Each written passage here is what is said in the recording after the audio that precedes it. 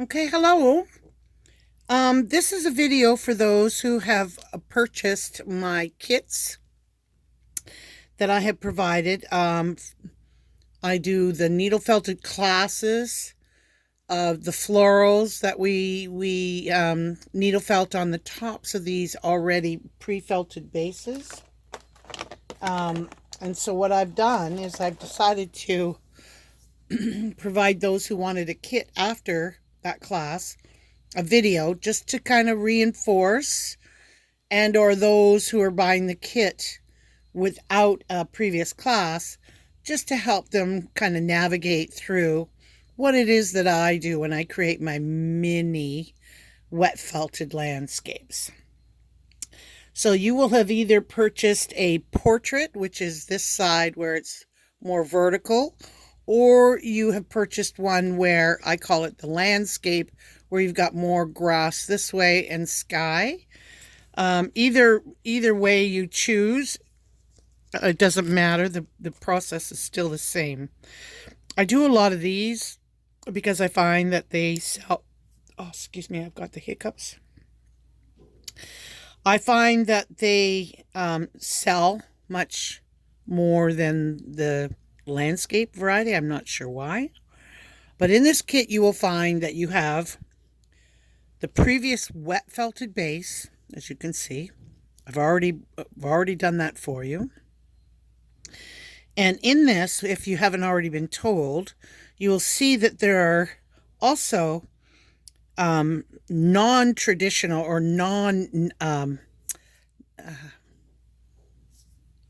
natural fibers tend to, like wool, have scales on them, and that's how I can do the wet felting process without going into too much detail.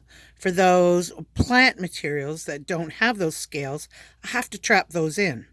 So you will see in some of these bases, I will have some hemp, flax, bamboo, and then I've trapped them in, which gives it a really lovely kind of a grassy field background.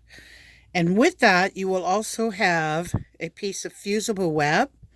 And on one side, it feels kind of nubby. Well, that nubby side will be ironed on to the nub side will face this felted side. And then you iron it on. And when that's done, that fusible web will stay. I do this because it gives an extra layer of protection between your felted work and the mat board itself, which they are archival, which I purchased. It's archival mat board. However, it's just the extra step I like to take. You can glue or double-sided tacky tape, and then you will apply that onto this fusible web after, and then you will mount it as a finished piece ready to pop in to your 8x10 frame. No glass, just pop it into an 8x10 frame and you're good to go. You're good to go to enjoy this beautiful piece. So also in that kit, you will have a number 40. It doesn't say it, but it's a fine needle. And I prefer myself to just use 38, which isn't fine. It's kind of a midpoint. But the fine point is pretty good because this is already done. And then you will also have various pieces of wool, much more than what you will probably use. But I wanted to provide a variety of colors so that you can choose the florals that you want to needle felt on. So what you will need to do is you will need to get yourself a piece of felt foam. So that foam should actually be at least an inch thick or a little bit over an inch. Honestly, the kind of sponges that you use for car washes are really good because they're super thick.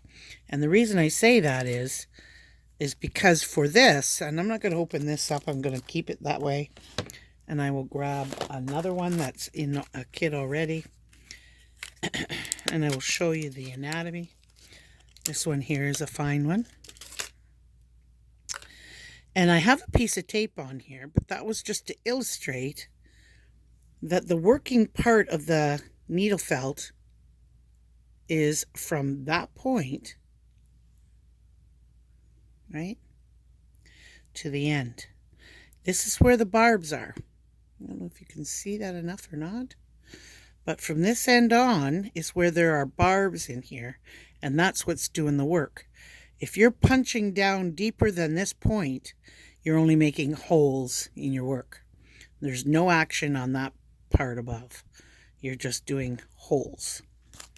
And so with this here, but there's also a way that I often tell my students, I'm left-handed, but even if you were right-handed, I would do the same. But I say to put this finger, hold it like this, with this, and stab going straight up and down. This finger will act as a guard and a stopper for you, and then that will work wonders. Okay, so then we get R. And also on the website, the link that I've given you, and I will post it in the link below as well, to my website, there will be pictures that you can use as examples to create your florals. Now you can add anything you want. I had one student that actually added little woodland creatures. So, yeah, so I mean, here we go. We've got lots of different types of wool. And so if I wanted to do something along the line of a brown Betty, which is a daisy of a sort, and I would probably take a little bit of both of these, a little bit of this, a little bit of this, right? And a little bit of this. And I will mix these colors together, because believe it or not, just like in painting, we take two different pigments and we can mix them together. We can do the same with wool. And the more we do this, the more integrated it becomes. Now that puts this in between a medium and a light yellow. And then what we could do further down once we've got that. So obviously that's quite a bit. So if we want to do a small daisy perhaps, I'm going to take this. I'm going to take a little bit of that. And I'm going to do this. So the thing about wool is it has scales on it as well. So if I want these scales to really take place, and I want to create a petal without a lot of work, I'm going to take this, I'm going to put it in my palms, and I'm going to put my palms together and blow hot air in here. The hot air will open up the scales, and then when I rub, it will enable that entanglement. So here we go. And then I rub my hands together, and I create a hard petal, but I don't want it to be just that, so I spread it out a little bit. I'll bend this under, and I'll bend that top part under because it's not a point, and then I'll come in here, tack it down. And remember what I said before about where I keep my finger?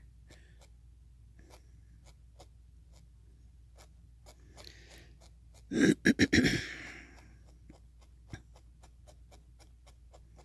then I continue to needle felt that piece in until it's well established. Do you see how I drag it up? The thing is to try and keep this as perpendicular to the surface as you can, because if you're doing all kinds of bending and whatever while it's still in there, you're going to weaken the tip of this and it will eventually break. Now this is a good size. And that's just one petal. So for the center, typically for a brown Betty, there tends to be a darker tone. So I've got this color here in that package, and then I've got this. And I'm going to blend the two, and it'll come up like a little bit of a darker blend.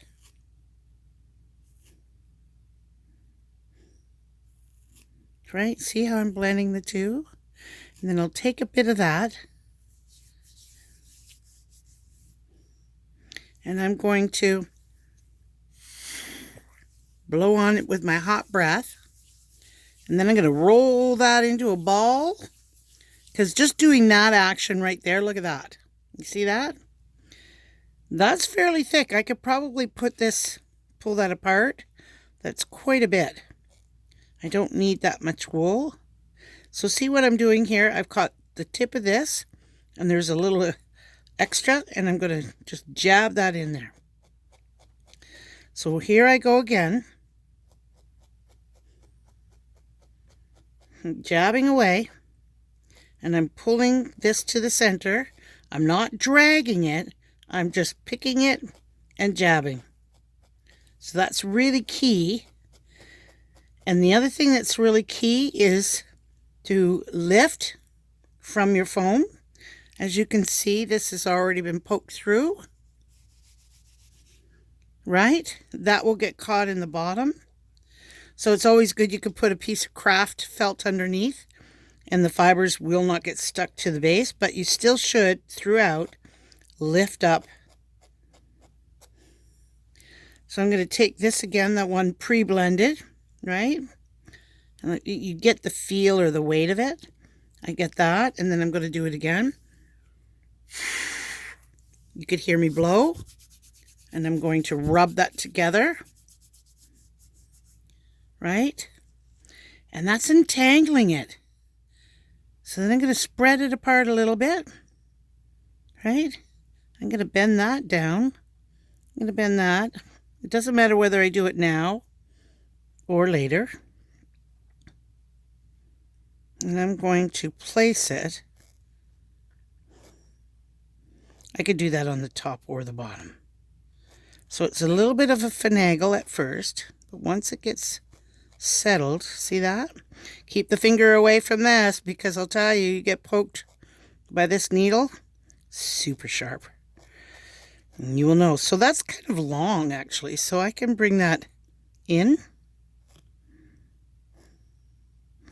See, everything is jabbable.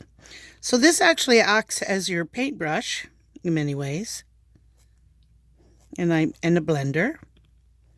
So you see that? Now there's the second petal. And I'll keep going until I have that firmly established. Okay, so without going through the whole petal thing, what I want to do is show you. We have a dark leafy background. I'm going to take some of that and some of that green and make a stem, but I think it might be a little bit, might need a little bit of darkness to it. So for value purposes, I'm going to take a little bit of that, right? Even though that's a reddy brown, I'm going to do it this way. And we're going to blend by our hands. I have actually tools that will do this too, but this is obviously the best way. And then we're going to do that heat again with the mouth. And we're going to rub it between our hands, because that's going to get us some friction and entanglement because of that heat. And I can stretch that out and tuck that. That's going to be the stem. But obviously the stem isn't going to be this thick. That's pretty thick. So I'm going to establish it first. And just like yarn, when you spin in yarn, you can twist, right?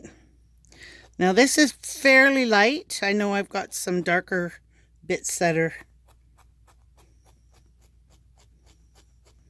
This one here is a fairly light background compared to the other kits.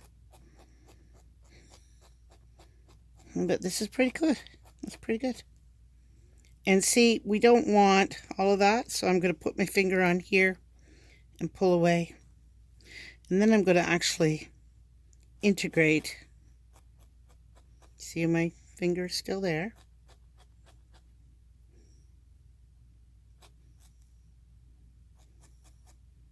See how I'm keeping it perpendicular, so I'm not putting stress on the needle itself. But I'm coming in You want to make that somewhat integratable because you don't want somebody to walk by and pull on it, and next thing you know, your flower's been pulled out. But you can see here now I've got a fairly substantial stem. And I will probably add more colors as I go, just right, so you can come along here. No, I think that's a bit too light. But there's one that I mixed earlier from this, which is darker. And there we go. I can add that. A light source I'm going to establish from the right to the left. Right, so the sun maybe is coming this way, so of course this side's going to be the darker side. Right? And then I could add leaves if I want to. And I would also add some flowers down in this area here. I decided, so you can see that I've come through, I had to pull that up. I would continue to needle this in to ensure that that is well developed into the base fabric. And that's the whole key about needle felting, is you want to integrate this surface with the base surface to get you finished. And you will probably see that there's a bit of a ghost of the work that you're working on. That's a good thing. And then once you're all finished that, then you're going to put the nubby side down, iron it, and your picture is ready to go. Okay, I don't need to finish a whole picture. I think you've got the picture. And if there's any questions, please email me at the email that I've provided in the link below. Okay, so hopefully that'll give you a lovely afternoon. It should take about a good three hours of creative time, and it's well worth time well spent. Bye for now.